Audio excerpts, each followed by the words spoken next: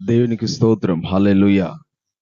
మరి దేవుడు ఇంత మంచి అవకాశం ఇచ్చినందుకు దేవునికి సమస్తమయం చెల్లిస్తున్నాను.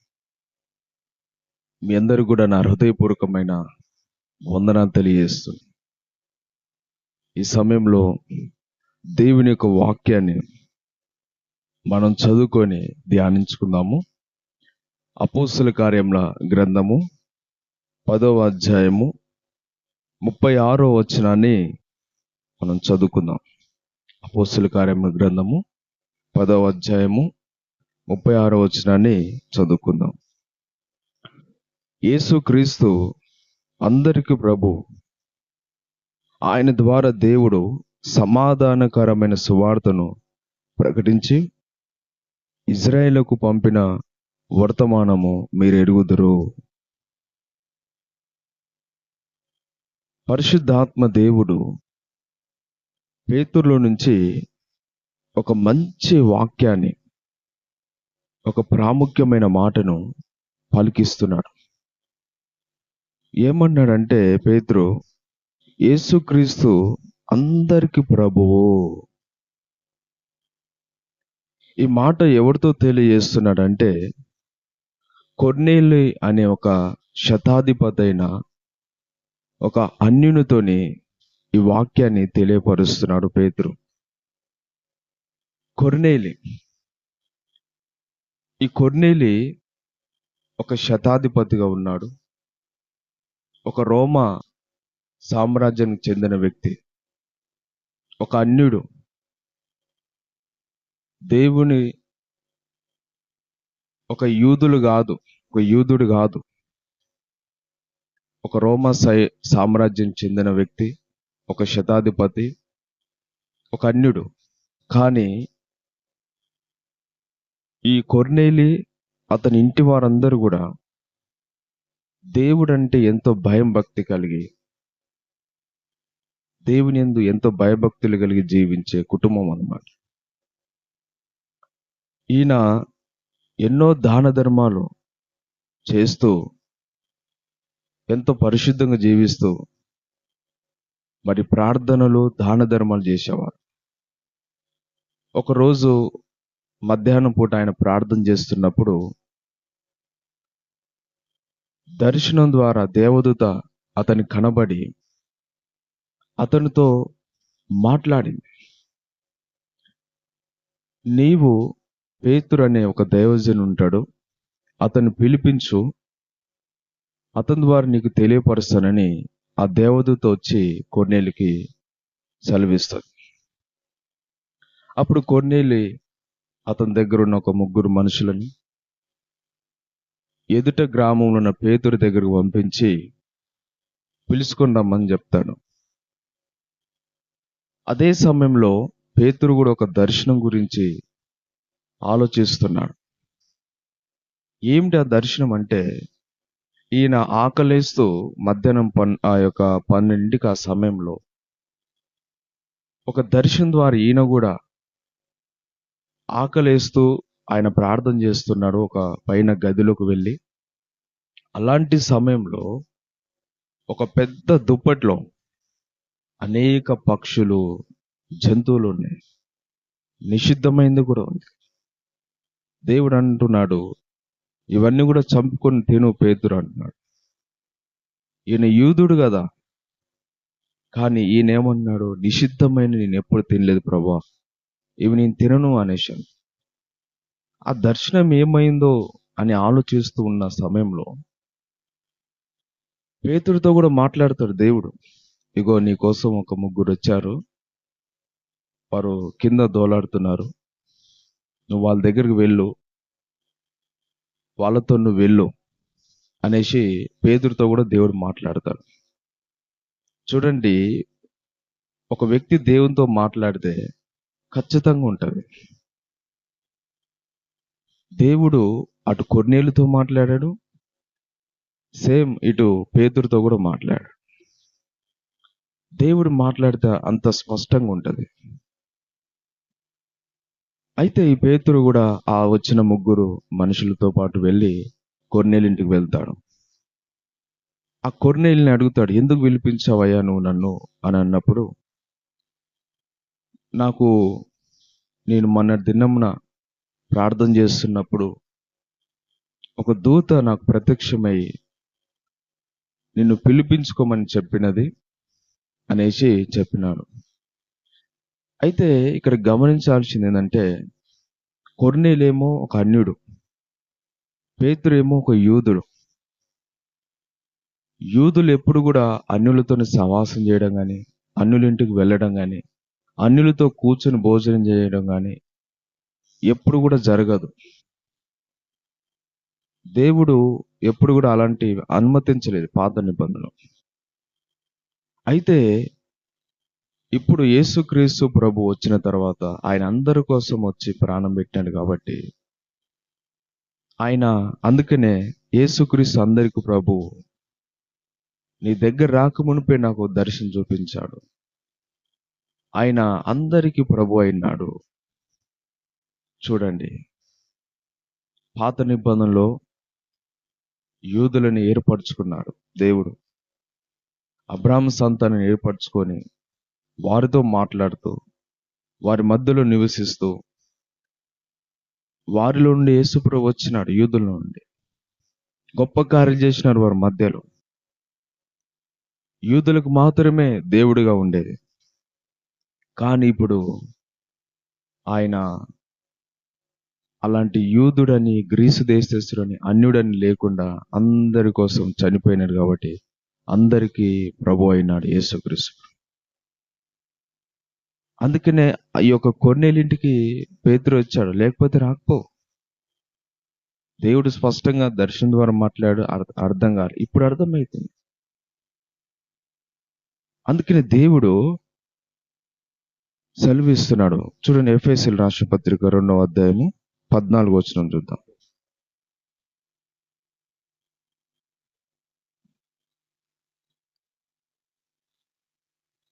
ఎఫెసీయులకు రాసిన పత్రిక 2వ అధ్యాయము 14వ వచనము చూద్దాం. ఆయన మన సమాధానమయుండి మీకును మాకును ఉండిన ద్వేషమును, అనగా విధి రూపకమైన ఆజ్ఞలు గల ధర్మశాస్త్రమును తన శరీరమందు కొట్టివేట చేత మధ్య గోడను పడగొట్టి మన ఉభయులను ఏకం చేసెను. చూడండి, ఇక్కడ ఏమన్నాడు పౌలు? మీకును మాకును ఉండిన ద్వేషమును, ఒక ద్వేషము, ఒక అడ్డుగోడలాగా యూదులకు అన్యులకు ఉండేది. పాత నిబంధనలు యూదులకు మాత్రమే దేవుడు ఉండేది. కానీ ఇప్పుడు అలా లేదు. ఆయన అందరికీ ప్రభు. అందుకే రోమపత్రిక 10వ అధ్యాయము 12వ వచనంలో కూడా ఏముందంటే, యూదుడని కాదు, గ్రీసు దేశస్తుడని కాదు, అన్యుడని కాదు, నమ్ము ప్రతి వానికి, యేసు నామములో ప్రార్థన చేయ ప్రతి వానికి వాడు రక్షించబడతాడు, వాడు నిత్య జీవంలో చేర్చబడతాడని అక్కడ వాక్యం కూడా సెలవిస్తుంది. అంటే అందరికి ప్రభు. యూదుడని లేదు, ఇక గ్రీసు దేశస్తుడని లేదు, అన్యుడని లేదు. యేసు ప్రభుని ఎవరైతే విశ్వాసం ఉంచుతారో, ఎవరైతే రక్షణ పొంది మారు మనసు పొంది ప్రభు కోసం చూస్తారో, అలాంటి వారందరూ దేవుని బిడ్డలే, దేవుని జనాంగం వాళ్ళు. కాబట్టి ఇక్కడ ఈ ద్వేషాన్ని, ఈ మధ్యలో ఉన్న అడ్డుగోడని ఈ యొక్క కొట్టివేసి అందరిని కూడా ఏకం చేసినాడు. అందుకని ఆయన పేతురు కూడా అంటాడు అక్కడే, పక్షపాతం లేదు దేవునికి, పక్షపాతం అని లేదు. అందరిని ఒకే రీతిగా ప్రేమిస్తున్నాడు, అందరి కోసం ప్రాణం పెట్టినాడు, అందరి కోసం రక్తం కార్చినాడు, అందరిని ప్రేమిస్తున్నాడు, అందరిని పిలుస్తున్నాడు, అందరిని కరుణిస్తున్నాడు, అందరికీ ఆయన శుభవార్తని తెలియజేస్తున్నాడు. అందుకని ఈరోజు ఆ పేతురు మంచి వాక్యం తెలియజేస్తాడు. యేసుక్రీస్తు అందరికీ ప్రభు. ఆయన ఈరోజు సహోదరులారా, ఆయన సమస్తానికి ప్రభు అయినాడు. సమస్తానికి ప్రభు, ఈ సృష్టి యావత్తుకే ప్రభు. ఆయన ఈ భూమికి, ఈ యొక్క సముద్రానికి, ఈ జంతువులకు, ఈ గాలికి, తుఫానుకి, ఈ యొక్క అలలకు, సమస్తానికి ఆయన ప్రభు అయినాడు. ఆయనకు లోబడుతున్నవి. యేసు నామములో ఒక వ్యక్తి ప్రార్థన చేసినప్పుడు అన్ని లోబడతాయి. ఈరోజు చాలా మంది ప్రభు అని చెప్పుకునే వాళ్ళు ఉన్నారు, ప్రభు అని పెట్టుకునే వాళ్ళు ఉన్నారు, కానీ వాళ్ళ నామంలో ఏం జరగదు. కానీ మనం యేసు నామంలో ప్రార్థన చేసినప్పుడు, ఆజ్ఞాపించినప్పుడు గొప్ప కార్యం జరుగుతుంది. యేసు నామములో ప్రార్థన చేసినప్పుడు దయ్యాలు కూడా తొలగిపోతాయి. ఎందుకంటే యేసు ప్రభు అందరికి ప్రభు కాబట్టి, ఈయన నామములో ప్రార్థన చేసినప్పుడు ప్రకృతి సంబంధమైన లోబడుతుంది, దురాత్మ శక్తులైన లోబడతాయి, వెళ్ళిపోతాయి, గడగడ వణుకుతాయి. అందుకనే సమస్తానికి ఆయన ప్రభు ఆయన, లోకమంతటికి ప్రభు, లోకంలో ఉన్న ప్రతి వారికి ప్రభు. ఒక ఇజ్రాయెల్ దేశానికి కాదు, ఒక భారతదేశానికి కాదు, అమెరికాకు కాదు, మిగతా దేశాలకే కాదు, ఈ దేశానికి ఆ దేశం దేవుడు అని కాదు. ఆయన అందరికీ, లోకమంతటికి దేవుడు ఆయన. ప్రతి మనిషికి దేవుడు. నువ్వు ఏ భాష మాట్లాడే వాళ్ళైనా, ఏ దేశస్తులైనా, ఏ కులస్తులైనా అందరికీ యేసుక్రీస్తు ప్రభు అయినాడు. దేవుడు ఆయనను ప్రభువుగా, రక్షకునిగా, అభిషక్తునిగా, క్రీస్తుగా నియమించినాడు.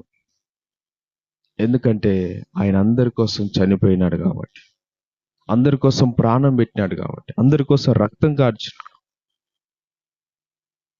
అందుకని యేసు ప్రభు కూడా ఏమంటాడు, ఆయన చనిపోయి పునరుద్ధానుడు తిరిగి లేచి పరలోకం వెళ్ళేటప్పుడు ఏమంటాడు, పరలోకమందును భూమి మీద నాకు అధికారము ఇవ్వబడింది, అధికారము ఇవ్వబడింది. అందుకనే ఇంకొక ఆడ కూడా వాక్యం ఉంది. దేవుడంట యేసు ప్రభును ప్రభువుగా, రక్షకుని చేసిన, ప్రతి మోకాలు ఆయన నామమును వంగునట్లుగా, ప్రతి నాలుక ఆయన స్తుతించినట్లుగా దేవుడు చేసినాడంట. కాబట్టి ఈరోజు చాలా మంది ఏమంటారంటే యేసు ప్రభు ఒక దేశానికి సంబంధించిన వాడు, ఒక కులానికి సంబంధించిన వాడు అంటారు. ఆయన ఒక కులం లేదు, ఒక దేశం అంటే లేదా. ఆయన అందరినీ సృజించిన దేవుడు, మానవులందరినీ కూడా పుట్టించిన దేవుడు, సృజించిన దేవుడు కాబట్టి ప్రతి వారి కోసం ప్రాణం పెట్టాడు. నేను పలాని వాళ్ళ కోసమే ప్రాణం పెట్టడానికి వచ్చాను, పలాని వారి కోసం నేను వచ్చాను, పలాని వారి కోసం చనిపోయాను అని అనలే ఆయన. సమస్త జనులందరికీ, అందరి కోసం ప్రాణం పెట్టాడు. ఒక్కసారి పెట్టినాడు, అందరి కోసం చనిపోయినాడు, తిరిగి లేచినాడు. ఎవరైతే మరలా ఆయన యందు విశ్వాసం ఉంచి సిద్ధపడి ఉంటారో అలాంటి వారిని తీసుకోవడానికి వస్తున్నాడు. కాబట్టి ఈరోజు దేవుని వాక్యం విన్న ఎవరైనా సహోదరి యేసు ప్రభు అందరికీ ప్రభు అని ఇక్కడ వాక్యం స్పష్టంగా తెలియజేస్తుంది. అందరికీ ప్రభు, మనుషులందరికీ ప్రభు, ఈ సృష్టికి ప్రభు, రాజులకు రాజు ఆయన, ప్రభులకు ప్రభు అయిన, అందరికీ ప్రభు అయిన దేవుడు. ఈయన ద్వారానే మనం రక్షణ పొందుతాము, పరలోకం చేర్చబడతాం. కాబట్టి ఈయన యందు విశ్వాసం ఉంచి ఎవరైతే ప్రార్థన చేస్తారో అలాంటి వారందరూ కూడా ఈయన రక్షించి అలాంటి వారిని పరలోకంలో చేర్చుకుంటారు. కాబట్టి మనం ఈయన యందు విశ్వాసం ఉంచుదాము. ఈయన రాకడ వరకు మనం సిద్ధంగా ఉందాం. ఈయనకు పక్షపాతం లేదంట. యేసు ప్రభువుకి ఏం లేదు, పక్షపాతం లేదు. అందరిని ఒకే తిరిగి ప్రేమిస్తాడు, ఒకే తిరిగా తీర్పు తీరుస్తాడు. ఒకే విధంగా ఆయన రక్షణ కూడా చూపగలిగిన దేవుడు, కృప చూపగలిగిన దేవుడు. కాబట్టి గ్రీసు దేశస్తుడని లేదు, యూదుడని లేదు, అన్యుడని లేదు, నమ్ము ప్రతివానికి రక్షణ కలుగుతుంది. నువ్వు యేసు ప్రభువుని నమ్మితే, విశ్వాసం ఉంచితే ఆయన నీ కోసం కూడా ప్రాణం పెట్టినాడు కాబట్టి నీ పాపాల నుండి నిన్ను విడిపించి నీకు రక్షణ ఇచ్చి నేను పరలోకం నేర్చుకున్నాను. ఇంత మంచి దేవుడిని కలిగి ఉన్నాం కనుక మనం ఈయన విశ్వాసం ఉంచుదాము. దేవుడి మాటలు దీవించి ఆశీర్వదించునుగాక. ఆమేన్.